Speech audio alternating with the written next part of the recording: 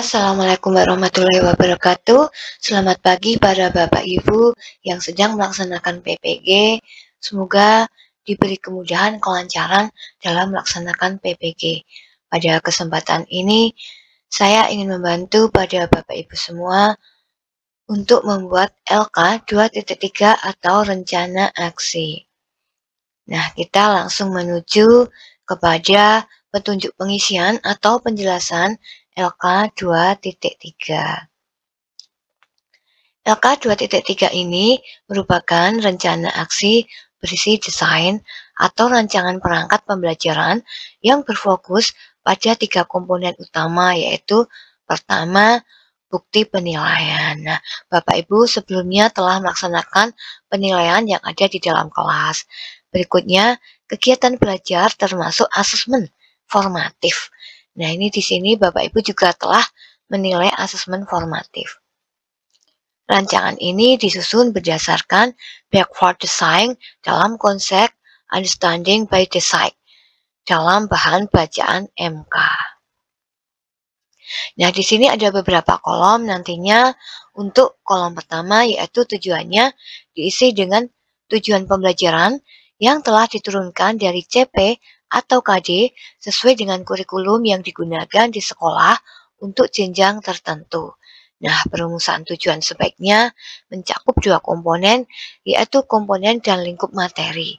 Perumusannya dapat dilakukan dengan 3 cara, yaitu merumuskan langsung berdasarkan CP, yang kedua, dengan menganalisis kompetensi dan lingkungan materi. Yang ketiga, merumuskan lintas CP. Contoh alternatif rumusan dapat dilihat pada lampiran panduan pembelajaran dan asesmen. Nah, di sini juga ada rumusan tujuan mahasiswa dapat menggunakan taksonomi Bloom. Nah, di sini ada kolomnya, yaitu dengan mengingat, memahami, mengaplikasikan, menganalisis. Kemudian juga menurut teori Wingin and Visiting atau tahun 2005. Nah, di sini adalah mampu menjelaskan, mampu menafsirkan, mampu menerapkan, memiliki perspektif. Dan menurut Mazzano tahun 2000, yaitu mengenali dan mengingat kembali, memahami, analisis pemanfaatan pengetahuan.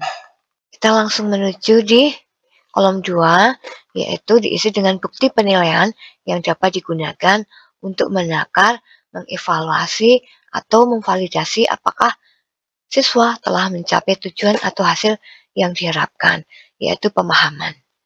Nah, berikutnya di kolom 3, berisi kegiatan atau aktivitas pembelajaran yang akan dilakukan oleh guru dan siswa untuk mencapai tujuan pemahaman hasil yang diinginkan.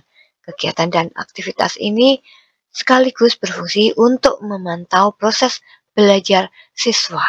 Nah, ini kita langsung kepada contoh. Ini adalah tujuan Bapak Ibu dapat mengisikan dengan fase F. Karena saya mengambil kelas 11 SMK, maka elemennya yaitu siswa mampu menyusun konsep rencana produksi dan mampu membaca peluang usaha dengan mengidentifikasi potensi yang ada di lingkungan internal dan eksternal SMK, serta menetapkan jenis usaha dengan metode studi kasus nyata. Pembelajaran project-based learning menggunakan integrasi media teknologi ChatGPT sehingga siswa mampu menyelesaikan masalah kesulitan dalam menganalisis SWOT. Nah, ini tujuannya yang ingin dicapai, Bu. Kemudian, dengan bukti penilaian, di sini ada asesmen formatif, diskusi kelompok, kemudian awalnya menggunakan kognitif dan kognitif. Yang kedua, asesmen proses, kemudian diskusi kelompok, presentasi, refleksi. Yang ketiga, asesmen sumatif, terdiri dari laporan penelitian sederhana. Nah, di sini ada tes aplikasi APSIS. Nah, karena sekolah saya menggunakan aplikasi menggunakan APSIS, maka di akhir sumatif itu siswa dapat melaksanakan tes asesmen sumatif dengan aplikasi APSIS. Kemudian adanya rubrik penilaian. Berikutnya yaitu kegiatan belajar dan asesmen formatif. Nah, di sini kegiatan atau aktivitas yang dilakukan pada proses pembelajaran ini yaitu pendahuluan. Pertama atau A, guru mengkondisikan siswa, yaitu berdoa, memeriksa kehadiran siswa. Guru menyampaikan tujuan pembelajaran, acuan pembelajaran yang digunakan. Guru memberikan persepsi dan menanyakan materi sebelumnya dan mengaitkan materi yang akan disampaikan.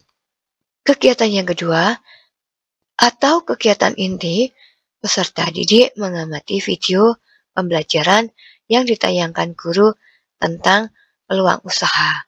Ini videonya dapat dilampirkan di sini. Berikutnya yang B, peserta didik diberi kesempatan untuk bertanya atau memberi komentar. Berikutnya atau C, peserta didik dibagi secara berkelompok. Yang D, setiap kelompok diberikan lembar kerja berupa Google Form dengan soal yang berbeda. Tujuannya apa? Ini diferensiasi pembelajaran karena kecerdasan setiap siswa itu berbeda-beda, maka kita diberikan soal pun yang berbeda tergantung dengan kecerdasan bagi siswa. Yang E, siswa diminta menganalisis lembar kerja dan diberi tugas studi kasus nyata untuk presentasi pada pertemuan berikutnya. Ini adalah F, siswa mampu mempresentasikan untuk gambaran tentang studi kasus yang akan dijadikan sumber studi kasus nyata dengan bantuan video internet. Pertemuan yang berikutnya, guru membimbing siswa berdiskusi dalam membuat laporan sederhana dengan menggunakan bantuan ChatGPT. Kenapa harus ada teknologi? Karena untuk pembelajaran sekarang itu harus membutuhkan yang namanya teknologi, maka dari itu saya mengintegrasikan dengan ChatGPT. Mungkin Bapak Ibu Guru juga dapat mengintegrasikan dengan teknologi yang lainnya. Itu sesuai dengan Bapak Ibu tujuan pembelajaran dan materi yang diambil. Siswa mempresentasikan di depan kelas, berikutnya guru menganalisis dan mengevaluasi proses pemecahan masalah. Berikutnya penutup, mengevaluasi kesimpulan dan penutup. Nah, ini adalah tentang rencana aksi. Nah, semoga Bapak Ibu dapat bermanfaat dengan gambaran rencana aksi ini, dapat lulus PPG dengan nilai yang bagus, yang terbaik, dan bisa mendapatkan sertifikat pendidik. Nah, cukup kali ini saja saya akhiri. Banyak salah mohon maaf. Assalamualaikum warahmatullahi wabarakatuh.